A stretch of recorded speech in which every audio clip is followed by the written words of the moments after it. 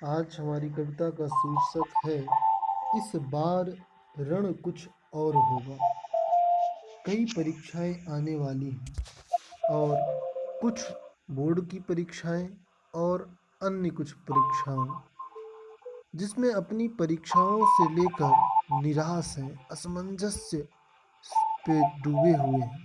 और आज हमारी कुछ पंक्तियां इसी आगामी युद्ध के लिए हैं, उनसे डटकर मुकाबला करने के लिए है। इस युद्ध में लड़ने के लिए, नई ऊर्जा संचार के लिए है। तो सफलता के लिए एक बार उठ खड़े होइए, टूट पड़िए, इन पंक्तियों को अपने साथ संजोए रखिए। तो चलते हैं।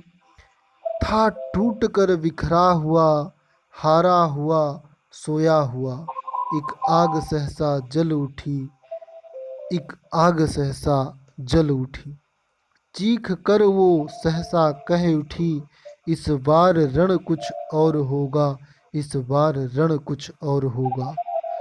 कब तक रहूं, कब तक सहूं, छू मिट गया कितना मिटूं, यूं मिट गया कितना मिटूं, अब मिट्टियां फिर से ढलेंगी, इस बार गढ़ कुछ और होगा, इस बार रण कुछ और होगा।